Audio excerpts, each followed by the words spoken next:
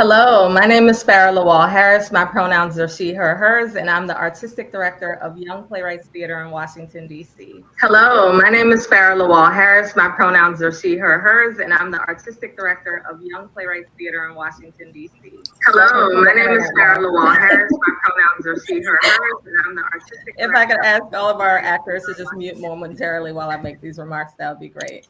Thank you so much. All right, let's start over. Hello, my name is Farrah Lawal Harris. My pronouns are she, her, hers, and I'm the Artistic Director of Young Playwrights Theater in Washington, D.C. And I'm so glad that you're joining us for tonight's live workshop reading of Mama Bushwick Is Dead by Elizabeth Shannon.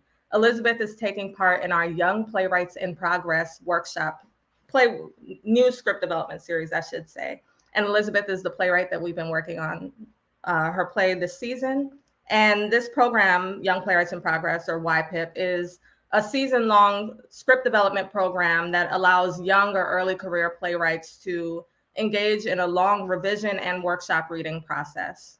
So for more information about the program or just about Young Playwrights Theater, please check out the description box below. I would like to thank our playwright, Elizabeth Shannon, for all of her work on YPIP thus far. Elizabeth, it's been a pleasure to work with you so far and to work on this beautiful play. It's been an honor. And I look forward to continuing our work over the summer as you develop your drafts of this play. Congratulations thus far. I would like to turn things over to our playwright momentarily, just so she could give a few opening remarks. Hi, my name is Elizabeth Shannon. Pronouns are she, her, hers. I just wanted to thank everyone for coming out and for watching this, and all the actors and crew for taking part. I've had a great experience working with YPT, and I can't wait to continue to work with them. And so I'm very, very excited to get to hear this play for a second time. And so I just want to thank everyone, and I can't wait to hear your opinions. Thank you, Elizabeth. I'm proud to be joined by our ensemble of talented actors. Lindsay Williams will play Barb. And for actors, yeah, there you go. All right. Ariana Almajan will play Robin. Elle Sullivan will play Joyce. Felipe Cabezas will play Scott. Delia Nicole will play Joe. And Isis Clay will be reading stage directions. And I will fill in for any of the actors in the event that we have technical difficulties. Whether you're joining us live or rewatching the play, I encourage you to leave your thoughts or reactions in the comments section of this YouTube video. You'll also see in the description box that there is a link for a survey. So if you have more on your heart that you would like to share, or if you're not comfortable commenting on YouTube, we do encourage you to comment in that form. The more feedback that Elizabeth gets on her play, the more she'll be able to know what to work on for her next draft. So before we begin, please advise that the play reading you're about to watch has the following content warnings: death of a parent and mild profanity. I would also like to note that this performance is happening live. This is not pre-recorded, so we ask that you forgive any technical issues that may arise. Without further ado, we present Mama Bushwick Is Dead by Elizabeth Shannon.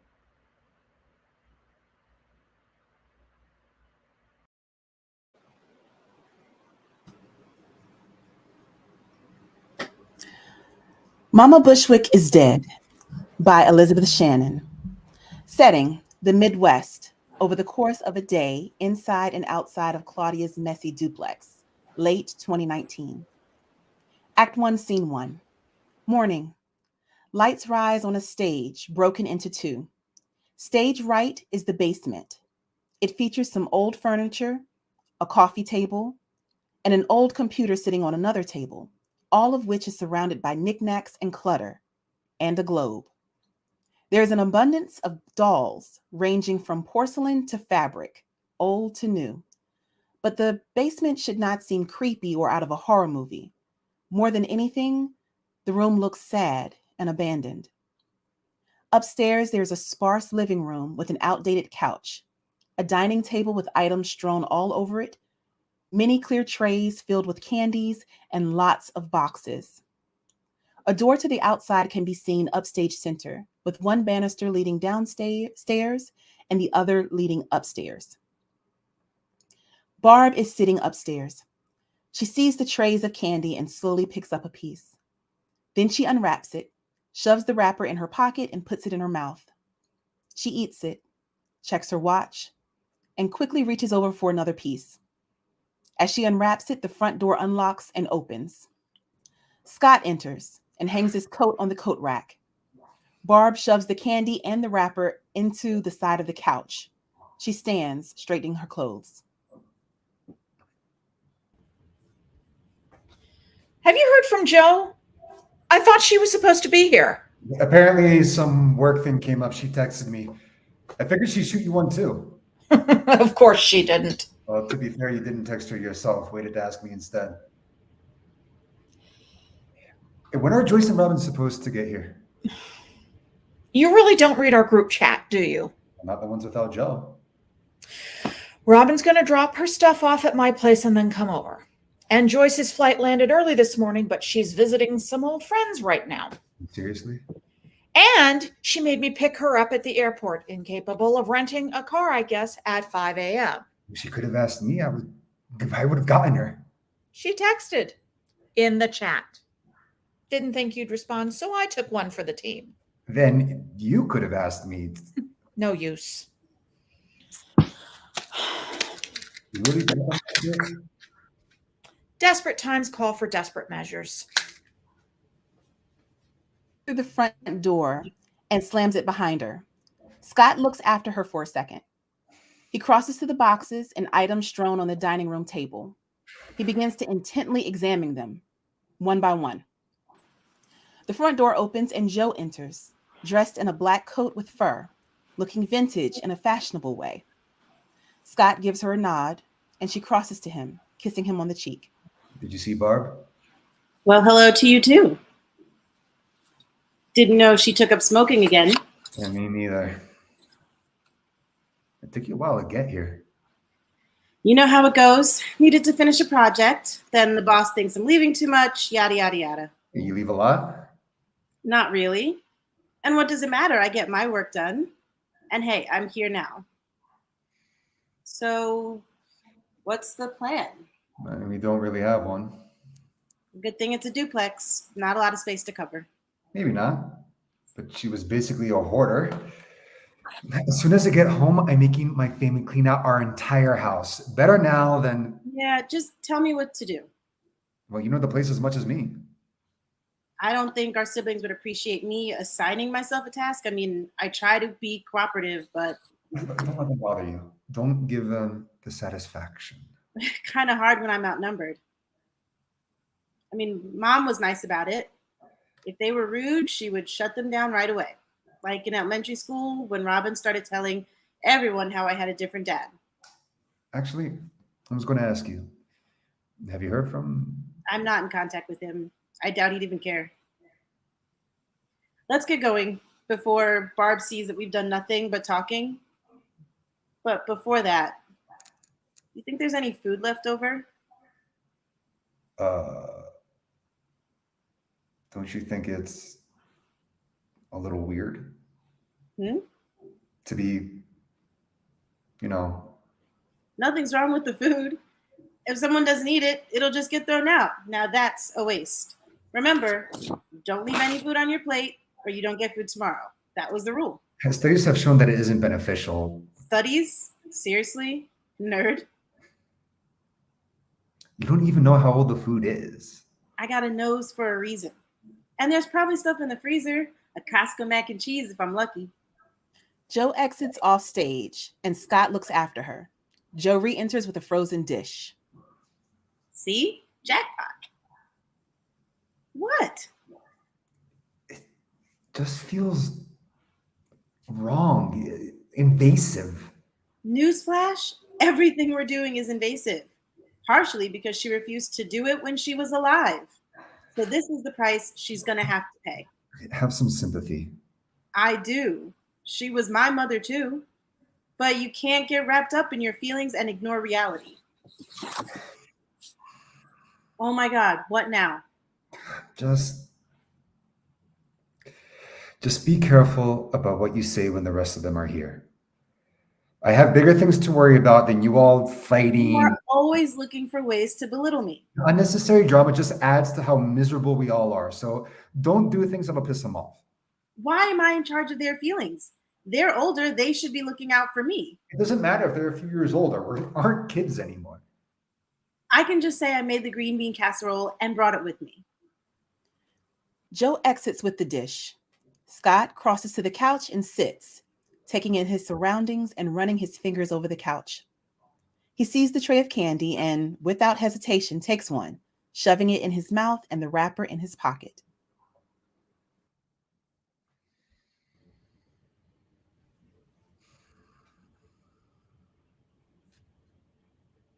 Good talk? Good smoke? How's it been going? The funeral stuff. Don't know why I was put in charge, why you put me in charge. You're the oldest. So? Besides, I'm still helping. I'm giving the eulogy. Actually about that. Barb, What? don't. I haven't touched the basement. It's too real. The upstairs always felt too formal, like Mom was some old lady I was visiting but didn't really know. But the basement was homey. I knew where everything was, the order and name of every single doll on the shelves. Barb's phone rings. Maybe it's Robin. Nope. It's a funeral thing. Scott takes out his phone and begins to type. Claudia Bushwick was many things. A daughter, a sister, a mother, a grandmother. And I'm just listing family terms. She gave up a lot to raise us. When word got around that she had an affair, she lost all her friends. No one would talk to her. She got kicked out of the church, was forced to stop her involvement in her kids' school's Secret Heart, not to mention her book club, knitting club, and cooking classes. She was shunned, truly. Almost everything she loved was gone, except for her kids. I remember when I was in elementary school and started picking out my outfits for school, she always had to intervene. This shirt doesn't go with these pants. You wore this color yesterday. There was never a dull day with her. But she got through everything that life threw her way and treated each one of us with undeniable and individual love. She let Joyce perform in the school talent show when she was a god-awful singer. Barb tried to talk her out of it, but Mom supported Joyce. I don't know many people who would do that. Don't most people do that? She treated Joanna like one of her own. But Joanna is one of her own. Her dedication to her family was unmatched. She always wanted to do the best for us, even when we didn't necessarily want her help. I remember when I was just out of college, she... Nice start. Could use some work, but... I didn't mean that you aren't... It's fine. At least you don't participate in the second siblings group chat they've got going. You know about that? You told me. I did not. We had been ditched by Barb, but we were already there at the bar, and we'd had a few drinks. Well, you had had a few more than me. You must have said some things you don't remember. You're kidding. Nope. But don't worry, your secrets are safe with me. Wait. What else did I say? Just some family stuff. Talked about our siblings. Mom. No. You were pretty rude, actually. You're not going to repeat any of it to anyone, right? Oh my God. You can't be serious. The door opens and Robin enters, wrapped up in a coat. She closes the door behind her and rubs her hands together for warmth. Scott crosses to Robin, giving her a hug. Joe awkwardly stays put. Hey, Rav. Good to see you, little bro. So, what can I help with? I don't, Well, I'm making dinner, that's not, and Barb is on the phone handling funeral things. she should be off soon. There's work to be done on this floor, clearly, in the basement. Oh, I can help with that. The basement? Why not? Nope. No reason. But I do need to talk to Barb at some point. We need to get the eulogy stuff worked out. What do you mean? I thought you were giving the eulogy. Can't more than one person speak? Well, I want to speak. I'm gonna go check on the.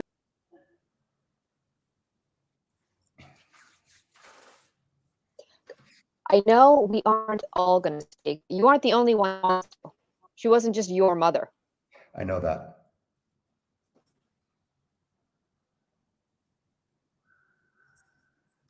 But you can give a toast at the lunch after. That isn't the same. But now is not the time to be selfish, Robin. What gives you priority? Why do you think you deserve it? Just because you called it first? This is the day for shop anymore. Just wait until everyone gets here. You know it'll turn into a fight. You thought Joe, she practically ran off. We should still wait. Maybe one of the others also wants to speak. Or we could have another contest, like when we were kids. Whoever wins the eulogy wins. Didn't you just say we're supposed to be acting like adults? You were just jealous because I beat you in that grade school game competition. My essay was better. And if I do say so myself, very advanced for my age. Oh, it was not. You were in like the 8th grade. I was a 2nd grader. You could have written what I wrote when you were in the 2nd grade. It doesn't matter. The 7th or 8th grader won. I don't know why you even bothered spinning. Because my piece was good. Not good enough to win.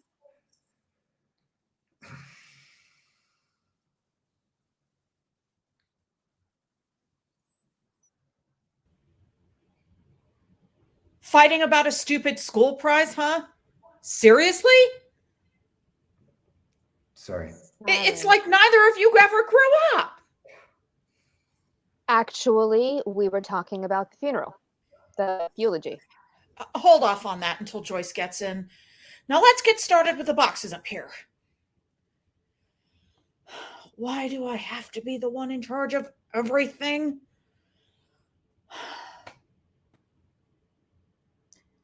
Act 1, Scene 2. Early evening. Scott is upstairs, sitting on the couch. He holds his phone in his hands and eyes in the direction of the basement warily. Robin is walking around and examining things in the dimly lit basement. Joe enters from the kitchen. Should I start on dinner? Do you do anything other than cook? What's wrong with cooking? It's not cleaning. I don't mean that in like a sexist way, just that we're all here to clean. I'm helping in my own way. Well, I hate to destroy your plans of evading actual work with your siblings, but I was thinking about ordering takeout. However, you doctored up the casserole earlier, it made it palatable, but it certainly wasn't good. Mom hated takeout. I'll have it delivered. That's not. God, you're just so hypocritical. I thought you cared what Mom wanted. Barb and Joyce enter through the front door. Joyce looks a bit disheveled. They both take their coats off and hang them on the coat rack before heading to greet Robin in the basement. Joe follows them. How was the flight? Shitty. It kept getting delayed. Apparently there was some big storm over Colorado and it refused to move out of our way. Just a perfect way to start this already so fun trip. And I was sitting in front of my computer for hours refreshing the page about her flight. Glad to see you're both in a good mood. At least we're all here now. Except, where's Scott? Upstairs. Cleaning, I hope. Not quite. He's getting takeout delivered. I was willing to cook, but Where's he getting it from? He's just trying to keep himself busy. Funny, because he still hasn't managed to do anything. I made lists for everyone with tasks, but no one seems to care. You never said you had lists. I guess everyone handles this differently, but He loves to act like an alpha male. Now, don't you start complaining. You were just complaining a second ago. Don't worry, you'll have more chances to cook Mom's shitty frozen meals. Barb, What? I've been here for, I don't know, 5 minutes. Can we try to keep it together? This trip of all trips. We don't have Mom to tell us. We don't have Mom to yell at us to keep in line. I'm happy to take on that responsibility. You're just as much of a bitch as the rest of us. The apple doesn't far too fall from the tree. Great Wall. He's getting food from Great Wall. Oh, good. I like them. He's ordering General Tso's, right? Of course. Any progress on the wake or funeral? I took care of it. We just need to sort out the pallbearers and the speeches. Everyone looks at Scott. Awkward silence. Blackout. Act 1, Scene 3. Soon after, Barb, Robin, Joyce, Scott, and Joe are all sitting at the dining room table. Boxes have been moved to the floor to make room for takeout containers and dishes on the table. The siblings are wrapping up eating. Most of the awkwardness has diminished. I take it Debbie isn't flying out? Too short notice. What funeral isn't? She said she had some work thing. Can't blame her. Yeah. I gave Violet and Jackson the choice, but neither wanted to come. She wasn't exactly warm towards them. Maybe if she saw them more, but flights are expensive. The kids have school. Gloria has work. Wait, Scott, Denise isn't coming, right? No, why would she? Well, you two were married for 20 years, and she and Mom were close in a weird way. I told her she could come if she wanted, but she declined. Would have probably just been awkward anyway. Are the kids coming? Mm-hmm. I mean, I have near full custody, so At least they'll be there. they don't want to go. Why not? They actually saw Mom a decent amount. Exactly. It was still Mom. She was, A lot? I mean, I love her. She's great, but she wasn't the warm, fuzzy grandma who baked cookies and spent every weekend with them or showered them with gifts. Well, you can give them all the shit left here. She had a lot more than she let on. Thanks, but I don't think tacky antique furniture is a great present for teenagers. Tacky. That's her, right? Honestly, it feels like an understatement, but Really? I think temperamental is a better word. There are a lot of words you could use. I'm grateful for her. For real. I don't know. I could have gone through the foster care system if she was resentful. I mean, maybe not you all, but my life could have been a whole lot worse. She did something you never saw women do, at least back then. A single mom, 4 kids with one guy, and the 5th with another. She was dedicated and filled with so much love towards us, even when no one showed any back to her. Damn, Joyce. Sure you don't want to read the eulogy? What? I say something wrong? I don't want to write the eulogy. We should talk about that.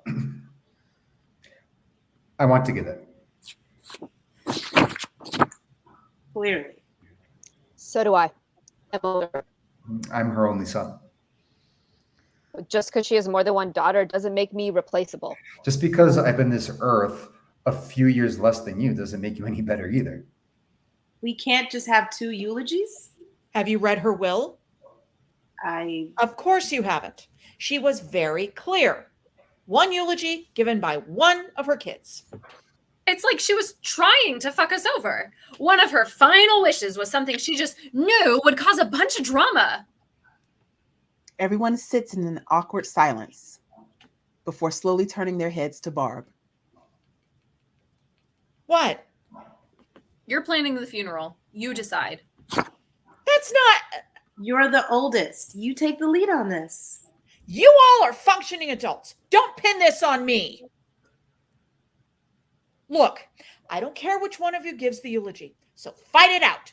Do whatever and get back to me. I'll be outside. But why don't you care, Barb? She was your mother too. You should care. Don't tell me how I should feel. Yes, she was my mother.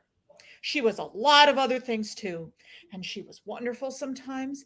And sometimes I practically raised you all on my own. And she was temperamental and judgy and old-fashioned and I have enough things to care about. No one stepped up to plan this goddamn thing, and a good share of it is coming out of my bank account. Because whether you knew it or not, she was basically a hoarder who died penniless, clinging on to everything she had, refusing to let it go until it killed her. Until she slipped on a magazine or whatever it was, and it fell and hit her head. But I'm here planning a service all about her life, and I haven't even had time to process what's happened, while also being here in her old house, the place she died, desperately trying to clean it out while my siblings, who are refusing to do any work because in the back of their minds, they'll know I'll pick up after them. And guess what? I won't. I'm not playing this game anymore. I'm here. I've been here doing my part while the rest of you argue and bicker endlessly about something that doesn't even matter in the long run. Give a speech at her funeral, one of you, and the other one can give theirs at the reception after. No one is going to think less of one speech. Chances are everyone will be too conflicted with their own feelings about Mom that they won't even pay any attention to you. Because right now, I think that's all it is. You're grown adults begging for Mommy's attention one last time. Get over yourself. Weren't you supposed to visit her that day? What? It was a Friday when she died. Friday was your day to visit. Joe and I both visited her on our days of the week. We saw her that week for the last time, but you didn't. What, was work too busy? You were too tired to see your own mother? I left her a voicemail that I'd be late. I still showed. And why were you late? It was a Friday. Some coworkers were going out for drinks and they always invited me. And I can never go because Friday is my day with Mom. But I thought, just this once, I can be a little late seeing Mom. I didn't even get anything to drink. Just sat there and laughed with my coworkers. Wasn't the mean boss for once. I told her I'd be late. I figured she wouldn't mind. She knew work was important to me. And I pulled into her driveway at 7 instead of 5:30. And I knocked on the door. And she didn't answer. I knocked again. Nothing. So I decided to let myself in. And she was laying right there in a perfect macabre view at the bottom of the basement stairs. I don't even know why she was going down there. She never did. I called 911, but I knew. And what if? No, Scott, no. I don't want to hear it. I know what you're going to say. What if I'd been there earlier? What if she hadn't gone down there, or I could have helped her, or even arrived sooner and maybe she would hurt but still be alive? You think I haven't thought of those things? You think those thoughts haven't taken up every single moment of my life since that day? Even when I'm asleep? No. You aren't thinking about me. You aren't thinking about anyone but yourself. It was her time to go. I'm not saying I wanted it to happen. Of course not. But she was done with this world. Wipes her eyes, turns, and walks to the front door. She grabs her bag off the coat rack and exits. The front door slams shut. Robin, Joe, and Joyce glare at Scott. Blackout. Act 1, Scene 4. A blank stage, suggesting the stoop of the house. Barb is sitting, smoking a cigarette and on a call. Joe quietly enters outside through the front door of the house, listening. No, No, I know you said lilies earlier, and I'm sorry I didn't. Yes, I understand. Yes, I understand that. I just think you should be able to. I'm sorry that I wasn't in quite the right headspace while making preparations for my mother's funeral. Well, she would want chrysanthemums. No, lavender lilies won't cut it. Yes, I know my emotions are. Well, what did you expect? I am not screaming or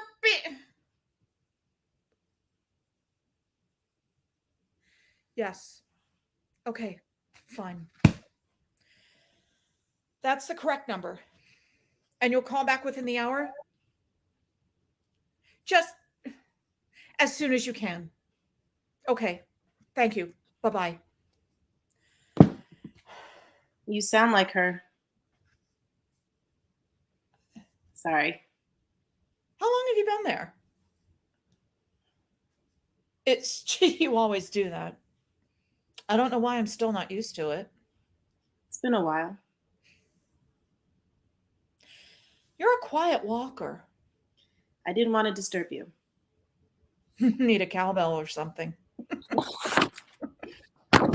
So, did you need something? Or is there a problem? There's a problem, isn't there? Is it Rob and Scott again?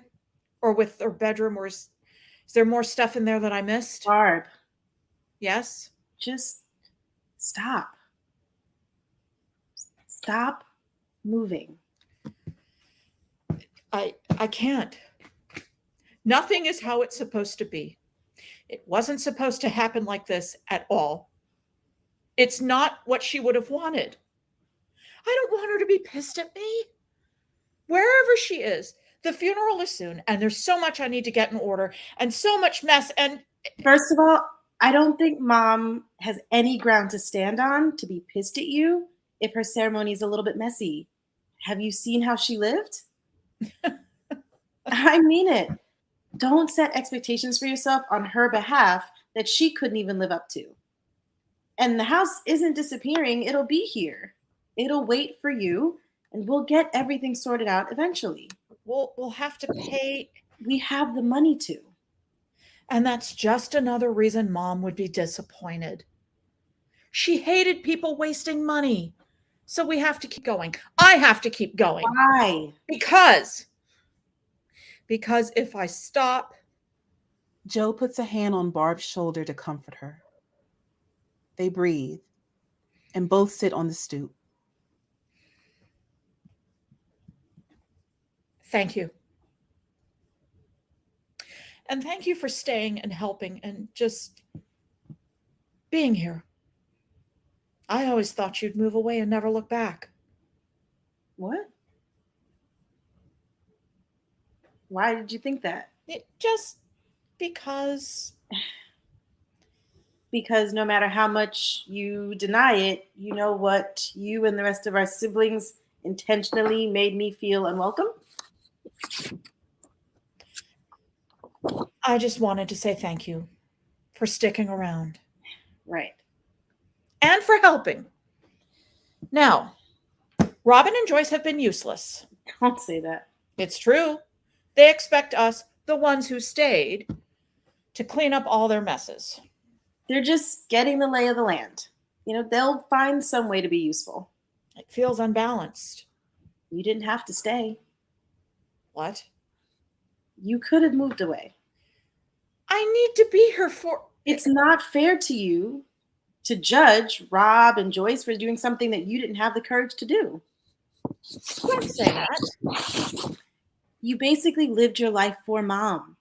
You were her caretaker, And now she's gone and you feel like you have no purpose. So you're overcompensating and Stop. you need to learn to Stop, just, Joanna. jeez, haven't heard that name in a while. I'm sorry if it was too much. I didn't mean, diplomacy's never been my thing. Would you say that you've lived your life for you or for other people? Other people. You can't live for yourself. Why not? It's selfish. It's a sin. I don't think that. If people lived for themselves, then we'd have no charity, no support. But it's your life. You have to do what you want to do. Mom didn't live for herself. She lived for us. And she still did and said things that were wrong. So imagine what she would have done if she had lived for herself.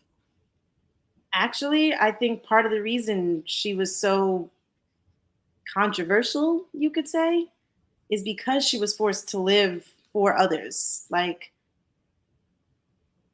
some people live for others because they love giving. They love helping. They love caring. Living for others is essentially them living for themselves. They get great joy and fulfillment out of surrendering themselves for others. But other people, Mom, and well, maybe you, they feel obligated to live for others. It's a task, a chore, and it fills them with resentment and chaos. It's okay to be selfish, Barb. It's okay to step back sometimes and force other people to pick up weight that they haven't been carrying.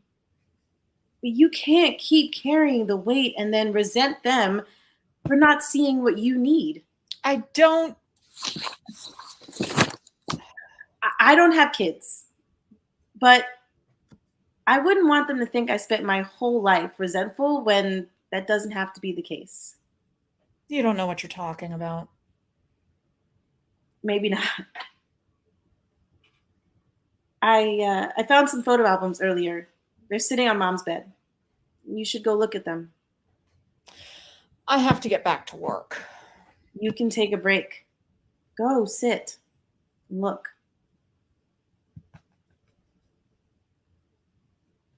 Thank you. Barb takes one last look at Joe as she exits. Joe takes a moment for herself on the stoop, then exits, ready to get back to work. Blackout. Act 1, Scene 5. Soon after, warm lights rise on Scott and Robin in the basement. They're both surveying the room with their arms crossed. I didn't know it had been finalized. What? The divorce. Oh. I thought you knew. I thought I told everybody. I never got a call. Sorry. It's okay. Did Mom know? Yeah, she was the first person I told. Of course she was. And she was really supportive. Really? Yeah. I mean, it took her a few days to process. She treated Denise like her very own daughter, loved her so much. They stayed in touch, I think. Not very often, but... That's weird. No, it wasn't. It was nice, actually. Mom needed the connection and... Scott, you can say it's weird. You can think it was pushing a boundary or disrespectful or... Like any of that. But you can't. We know you love her. Trust me, we do. The universe knows, Mom knows, wherever she is now. But not everything has to be perfect. I really didn't have a problem with it. Okay.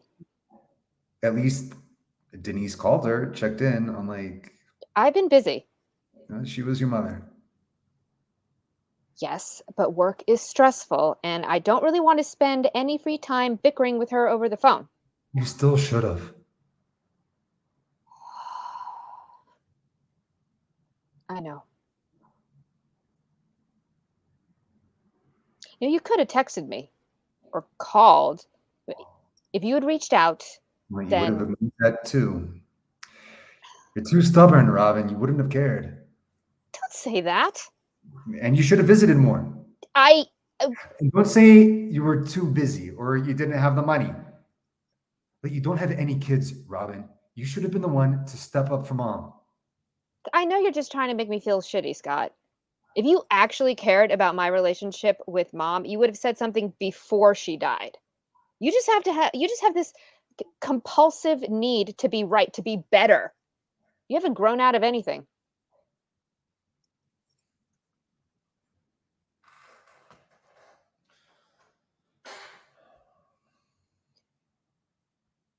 Do you miss it? Hmm? The friendly competition, the scheming and feuding, being a hero and a villain and a sidekick to each other all at once. Because yeah, I won the writing competition, and yeah, you're always better at public speaking, and no, neither of us got into Ivies and bullied each other for it, but at the end of the day, we were a team. Have you just replaced that part of our relationship with someone else? And now I'm just the enemy? I never said that you were the enemy, Rob. Right. I'm just crazy. I didn't say that either.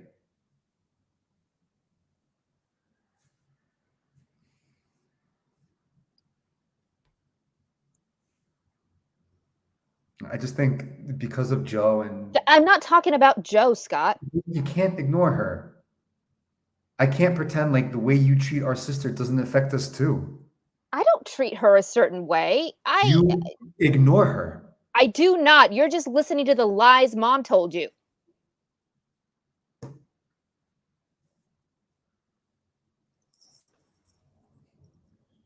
I want us to be close again.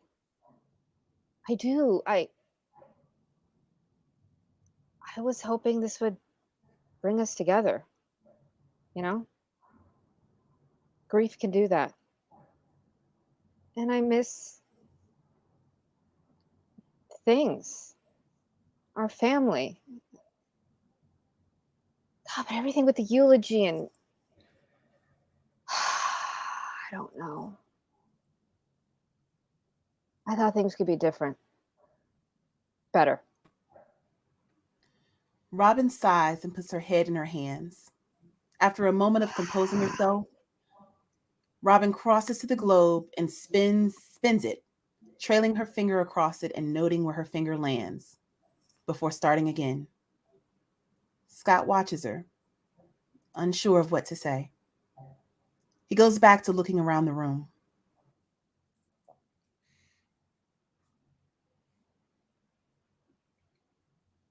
So many dolls. I like them. They creep me out. How they could shatter any second. That's why they're so high up. So her grandkids wouldn't knock them over or play with them. What's the point of having so many if they never get any use? She liked how they looked. She never even came down here. She used to. What does it matter to you? They aren't hurting anyone. But it's just another thing we'll fight over. Except this time, it's something we don't want to be burdened with. Yeah, Mom would have loved that. She loves stirring shit up, even in her will. The apple doesn't fall far from the tree. Excuse me? Through the following exchange, Scott and Robin both begin sorting the clutter into boxes. Let me get a box. Bring a couple. Robin exits and reappears with a few cardboard boxes. She lays them down between her and Scott, as if preparing for a battle. They start to move around the room and sort. I just don't get why you're being so stubborn about this. Not even stubborn. Maybe entitled is a better word. I am not trying to start a fight, but that's what it is. Entitlement. We both want this. Why should you automatically get it?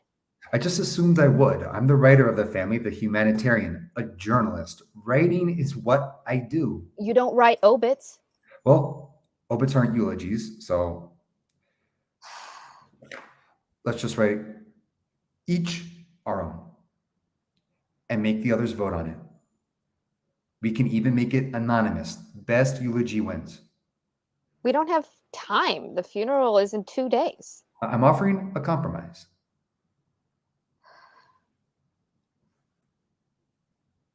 Can you start getting the stuff on the top shelf? I can't reach him. Yeah. Do you mind going through this box and making sure I didn't confuse any of the expensive dolls with the kids' toys? Robin nods. They switch places and continue cleaning. Robin holds up a fragile, antique doll. Seriously? You thought this was a toy? It's got the little stand and a book, it looks like, and some other props, like an what are they called? American Girl? Yeah, right. Those are made of plastic and some stuffing. This is. I am surprised it didn't break in the box. I like her. You can keep her.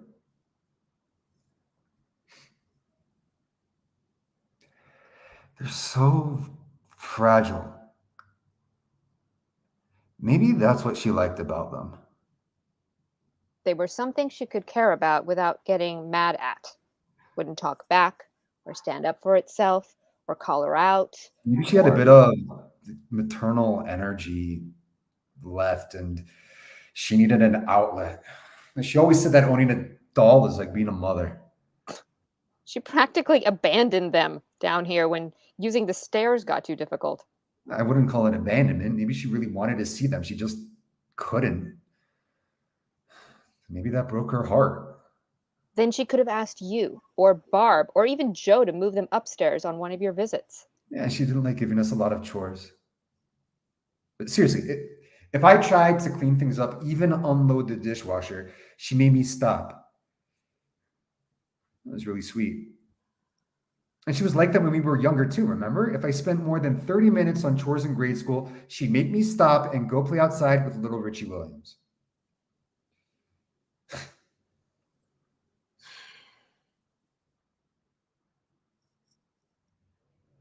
I'll take your deal. What? About the eulogy. May the best writer win.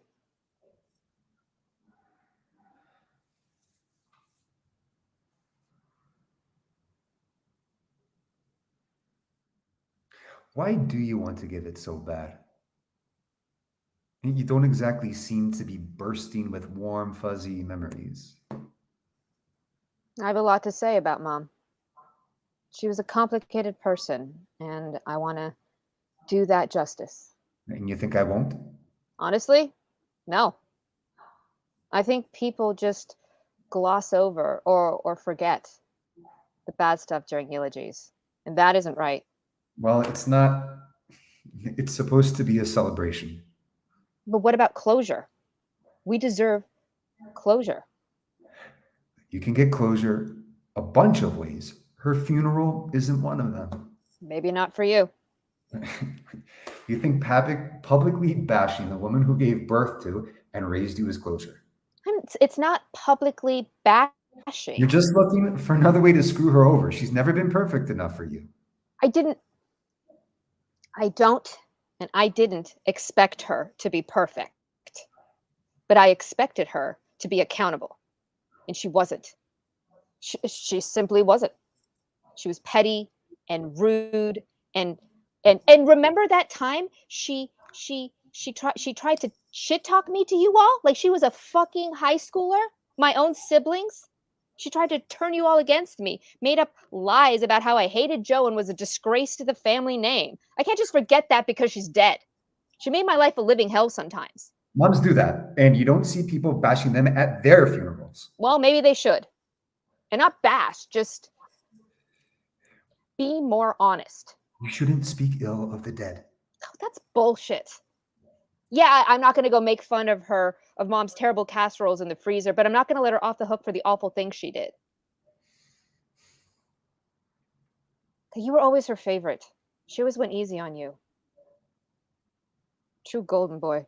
Why are you even here? You really traveled all this way to attend the funeral just to be negative?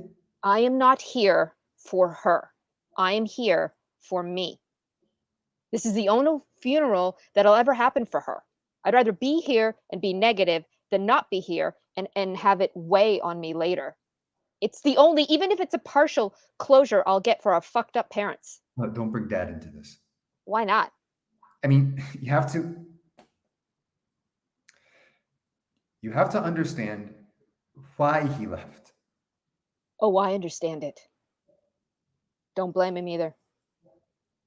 But signing away his rights? Not a divorce, not limited custody, not even child support payments? Was here one day and gone the next?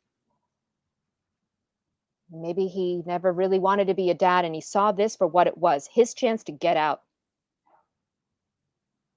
But I really thought he loved us. And that he would have tried to stay in touch with his children. Rob and I remembered him. We still do. It wasn't like it was for you when he was just a name with no face because you were too young. I knew him. I loved him. And I thought he loved us too. His face would light up whenever me and Barb would run to greet him at the door when he came home from work. And he'd twirl us around and we lost all of that. All because of her. Wait, her as a mom or? Mom. I guess, or I can't blame Joe.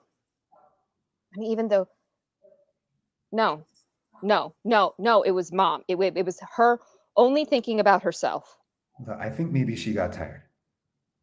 Tired of thinking of us all the time. It must have been hard having 4 young kids and a husband away all day.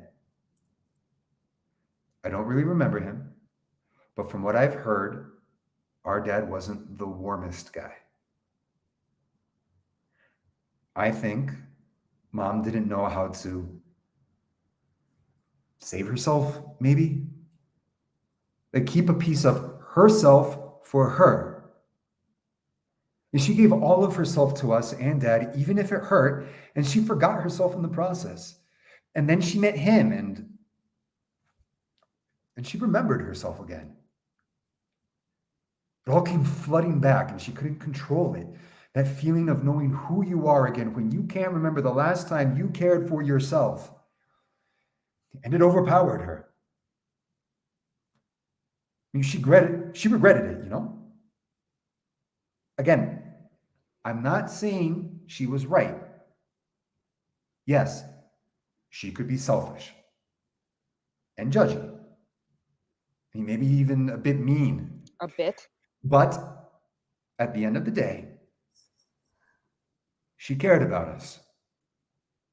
And she spent so much of her caring about us when she was young that the scale tipped back too far the other way when she was older.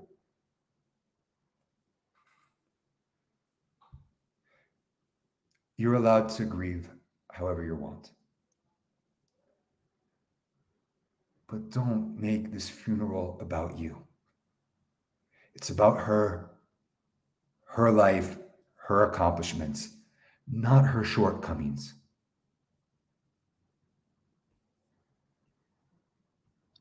We'll just have to write our speeches, won't we? I don't think. We shook hands on it.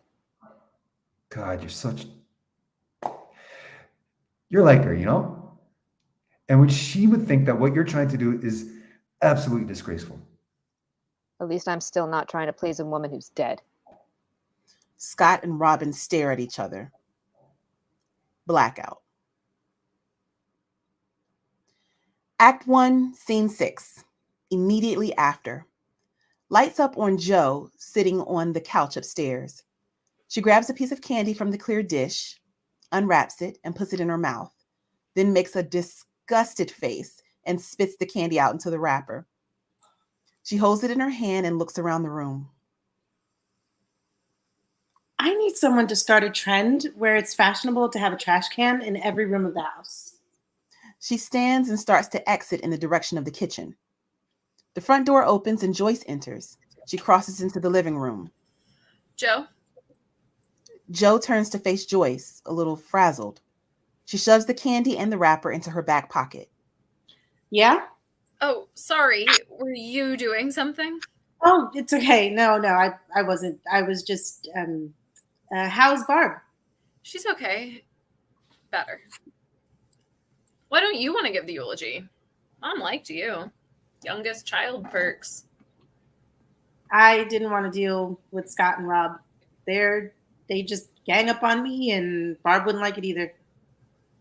You think she's always had it out for you? She has. She does. You all do. Why didn't you want to? To quote the woman of the hour herself, if you don't have anything nice to say, don't say it at all. You and the rest of them are all filled with resentment. She really wasn't that bad. Yeah, she was flawed, but like, I can make fun of her. And, because deep down, I know I don't mean it. But when other people try to attack her, even her other kids, it just feels wrong. Who do you want to give the eulogy? I'm staying out of it, and you should too. Whatever. I know you're secretly rooting for someone. I think Barb should give it. She doesn't want to, though. So Scott or Robin. You can be so pushy sometimes. I don't know why you just won't tell me. And why can't I just keep it to myself? Why do you always have to take everything? What? I used to want to go by Joe. Joyce is too long, and I never liked Joy as a nickname. Too much pressure. I would just shudder at the thought of someone saying, "Oh, your name is Joy, that you're always happy." I mean, no one really says that, but I didn't want to run the risk. I mean, some people hint at it with Joyce, but it's never as direct. Joe is understated, but pretty. Thanks. Then you came along, and that was the first thing you called yourself. Joe, Joe. And you could barely pronounce it, but everyone knew that you were what you were getting at. And Mom hated it.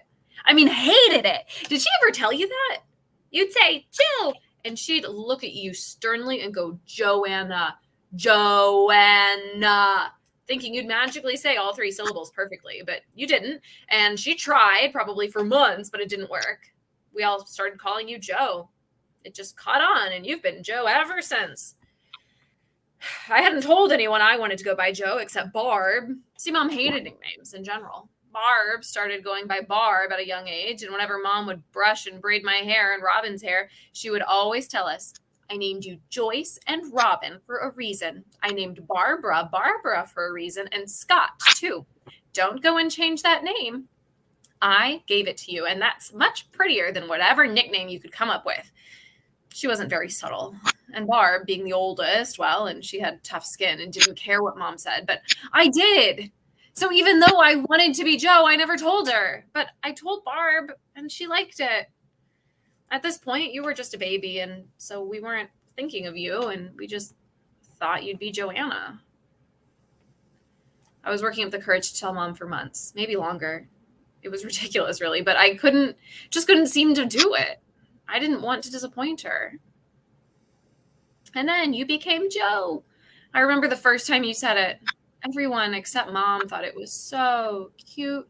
And I think even Mom's heart softened a little, but Barb gave me this look, this almost, it was almost nothing, just so quick, almost like we were at the wedding, at a wedding, and they were told for objection, speak now or forever hold your peace and all that. Her glance told me that I could say something right then, ruin the moment, make Mom think I was disgracing the name she gave me, be a bratty older sister. But at the end of the day, after all the dust was settled, I would be Joe and you would be Joanna. Joe hugs her. Joyce cries a bit into Joe's shoulder. Joyce breaks away. Sorry. Don't be. You know what I'm going to call you now? What? Joe 2.0. God, please don't. That's a terrible nickname. Joe laughs. She walks over to the couch and sits, then pats the other side of the couch, gesturing for Joyce to sit. Joyce crosses and sits on the couch. Barb still hasn't come back in, Give her some time. but it's been a while. Maybe she had to take a call. Maybe she went for a drive to clear her head. Or maybe something I said to her just made everything a million times worse and she needed to bawl her eyes out some more. I doubt that. You two have always been close. You get each other. No one could be there for her in the way you could. Scott and Robin were like that too, once upon a time. Seems to me like they always fought. They did, like in the writing competition, the spelling bee, the stupid science fair. Remember Robin made that volcano, but the explosion didn't go as planned and she ruined her nice floral dress. And then Scott won with his moldy bread project. Don't remind me. And then college. Ugh, don't get me started on college. They were both brats fighting to get into Ivy's. And then Scott totally made fun of Robin when she didn't. But lo and behold, he didn't get into any either. Serves him right. It could be hard being in the middle of all that. But they still had each other. I was the odd one out. Maybe that's good in a way. Rob and Scott went from being two peas in a pod to hating each other's guts. I wouldn't want that. And it didn't help that some people in our family didn't exactly discourage resentful and childish behavior. Me?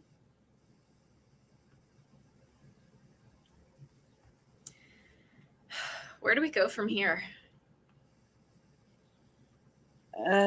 We start loading up these boxes. And where are we going to take them? Goodwill, maybe? Just don't let anything that you want to keep find its way into one of them. I wish we could burn this place to the ground. What? Not just, this isn't worth it. Cleaning out years and years of items that no one wants, it'll take us forever. And the longer we occupy this place, the longer we have to keep paying Mom's mortgage. You just don't want to see it empty. Mom was dramatic. She would have liked to see the material things she left behind go up in flames. Well, that's a felony, so maybe not the best idea. Does your dad know? What? Does he know? I don't know him. I thought maybe you found him after you left home. I don't have a dad. I never have, and that's fine. Sometimes it's better not to know, yeah? Anything I want, I can blame on him.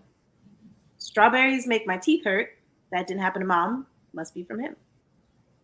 Or I have a knee problem. Mom didn't, so it was him.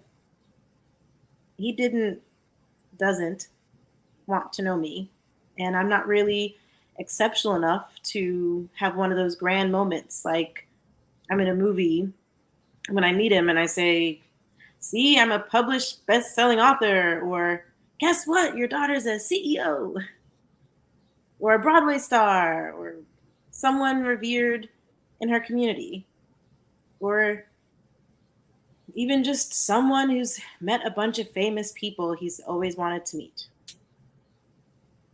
I am none of those things.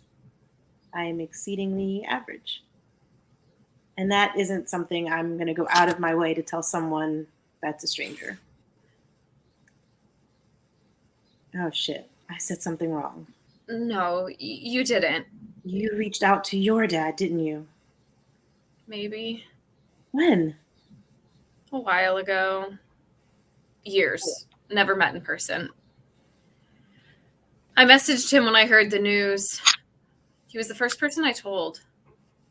What a shit thing to do. Why was he the first person I thought of? I told him. He read the message. Didn't respond. They were married for what, 10 years, and he doesn't feel anything. I almost feel bad for her, Mom. She deserved to be loved. Moment of silence. Joe and Joyce sit together. Scott enters and clears his throat. Hey, Joyce. Joe. Yeah. I think Robin might need some help down in the garage. Oh, okay. Did she ask for me or? Just go help her out. Okay. I can help too. No, actually, I was hoping we could work on something together. Go on, Joe. Joyce nods at Joe. Joe exits. Joyce sits back down on the couch. Scott finally chooses somewhere to sit, awkwardly patting his knees. He pulls out his phone. What is it? What? The chore or whatever. Oh, I was hoping you could listen to my eulogy and... I don't want to do that. What? I don't want to be caught in the middle of everything. Yeah, but Robin has a... Scott, stop.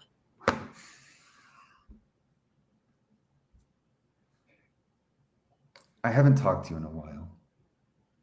Yeah. Sorry, it's just... I don't want to hear it. Sorry. That was harsh. I just heard it all from Robin already. I didn't owe it to you to stay. What? I know that's what you were going to ask eventually about Arizona. You always do this. You pretend to be innocently asking about my life, but soon the conversation just becomes about how Arizona is too dry, too hot, how the kids would like it more up north, how Gloria and I would fit in more with the people here. I needed to leave, and I'm happy. I like it. I really do. The weather suits me much more. All your family is here. That's not true. I'm not talking about Gloria or her siblings. They're my family too. It isn't the same. Just because you never clicked with Denise's family doesn't mean no one else can do that with their in-laws. What? You're just different. I mean, something about you is off, and I don't know how long it's been that way. Maybe I just couldn't tell over the phone. Or is it Mom? Not everything about me has to do with Mom. I hate that you think that. Now, you're being more honest. And? Then when did this happen? We were never super close, Scott. Maybe you just didn't know. We used to be so quiet. Do you miss that? No, it's just a change. Do you feel like a weight has been lifted What? now that she's not here? I I can remember her and cherish her, but more importantly, I can craft her in my mind, manipulate my memories to make her the mother I wish she was. she was always supportive of you, of the whole thing. You can say gay. And I'm not talking about that. That's not all our relationship was. I can have problems with her that don't boil down to my sexuality.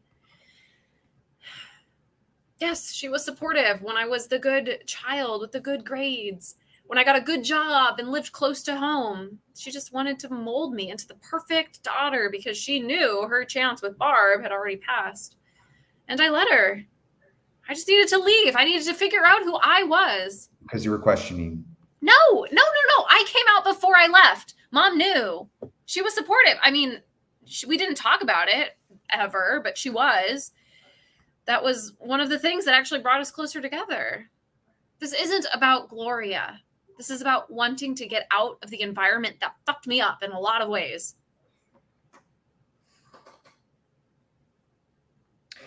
Is that why you didn't help her more? As payback? What are you talking about? You seem to be very well off now. And? Gloria comes from a lot of money. Scott. Mom had nothing but this house. She couldn't have afforded a nursing home. Thank God she refused to go to one. But even if being here was too much, you could have helped financially. She never asked. You know that she would never, have even considered that. Then why didn't you? Do you think you're better than us now? Better than a duplex and leftover casseroles and canned vegetables? Of course I don't think that. Barb said you were visiting friends before you even came here to see us. I needed to see people who would be happy to see me. We're your family. We're happy to see you. I just knew that doing everything would be stressful, and I wanted a few hours without that. Of course it's going to be stressful, but you have to deal with that. You can't just run away like you always. I'm sorry. I'm sorry that I'm not as agreeable as you remember me to be. Think that died off with Mom. Scott looks at his phone again. Joyce looks at him for a moment longer, then starts to walk away. Before she can make it far, however, she hears Robin. Scott, Joyce, everyone, I'm calling a family meeting. Kitchen, now. Blackout. Act 1, Scene 7.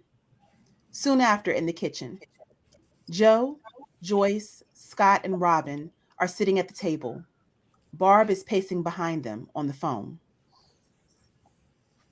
Really? This was the best compromise you two came up with? A fucking competition like some middle school spelling bee? Actually, it's not like a spelling bee. Those are rather straightforward. Either you spell the word right or you don't. With this, we're asking for your opinion, like a spelling bee where the judge makes up a word and contestants have to come up with the most logical way to spell it. Okay, shut up. It was an analogy. A shitty one. That's really not the point. You two were down there for so long and barely got anything done. More than you have. Was this what you were doing? Coming up with a little game, a little competition? You two are completely and utterly immature. Read the room. You're fighting over her. I don't think she'd mind. What a surprise. Scott thinks he can speak for everyone. You're the one to talk. There was another thing we disagreed on. Scott. Robin has this cute little idea in her head. Can you get off the phone? Barb will love hearing this. We agreed that we were just going to write the speeches. They obviously don't like that idea. Tell them what you want to write. We agreed not to do this.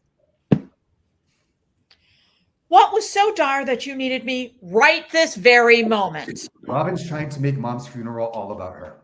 That is not true. She wants to write a more derogatory speech, more realistic, she's calling it. Oh, and you're saying your speech won't be realistic?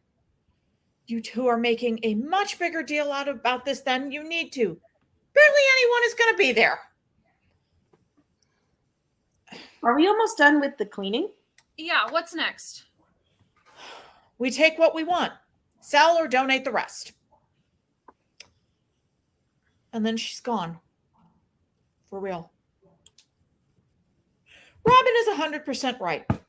She was messy, and I honestly don't think she deserves all the work I'm putting into this.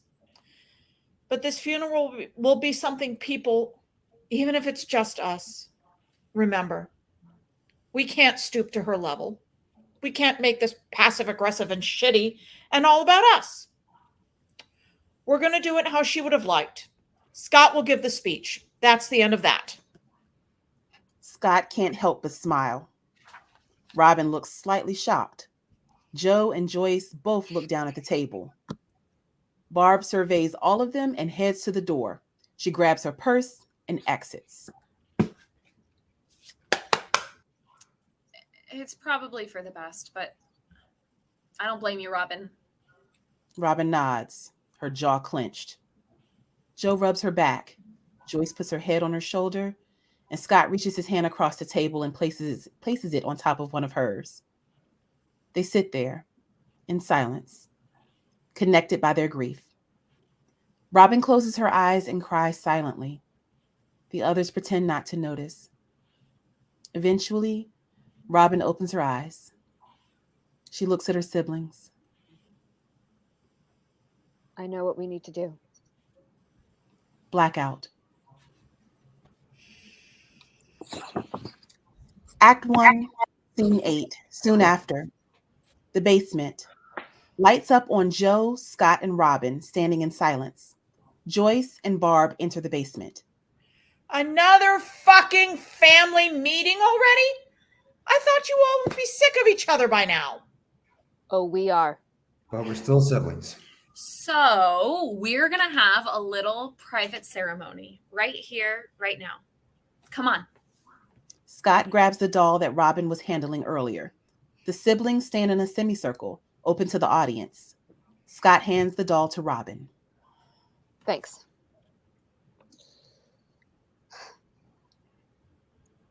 You were an emotional person.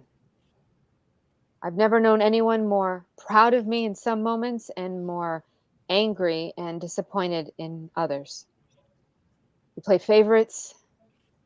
You tried to turn us against each other. I think because you wanted all of us just to yourself. You needed people to hold on to.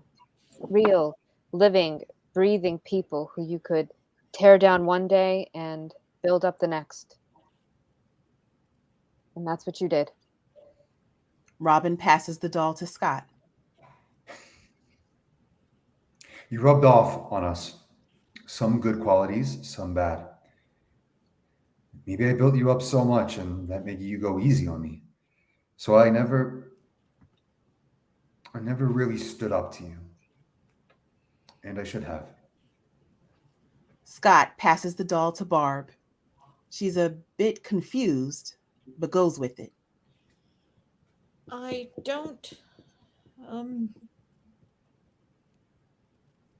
We're all catty. And we all love gossip. And fighting. We pick fights. We got that from you. You never discouraged it. You fed off it. Barb hands the doll to Joyce. You made me think that I couldn't live my life without you to lean on. That I was a dependent person with no strength of my own. Sometimes looking back, at least, it's like you scolded me into submission. But I proved it. I proved I could live away, far away from you and your manipulation. Joyce passes the doll to Joe. You kept me, and for that, I'll always be grateful. You had a sense of commitment and strength. You never stopped fighting in more ways than one. And I love you. But you weren't perfect. You left scars and bruises and tears that we carried when you were still with us. And that won't go away, even now. The siblings nod, show their agreement. Joe passes the doll back to Robin. Next time we speak about you, it will be good things. Sweet, warm memories, love and support and grace. And we do love you. We all love you so much that it hurts. But don't think we haven't forgotten the bad. The bad days, the ruthless words, the betrayal and hurt and devastation you were capable of causing. That you did cause. Maybe one of us has the most accurate representation of you. They're probably all equally flawed. We can fight all we want about what you were truly like. We can try to prove that our version of you is the truest, that our perception of your good versus evil ratio is right. But none of us will ever know the objective truth. We can't escape our grief, just like we couldn't escape you. We all saw you differently. We all remember you differently. And we'll all grieve you differently. The funeral will be for you. But today is for us. Robin, looking at To her all our siblings. versions of you. Robin looking at her siblings and raising the doll. Goodbye, To Mom. all, goodbye, Mom. Robin drops the fragile doll hard onto the bare floor. It shatters. Blackout. End of play.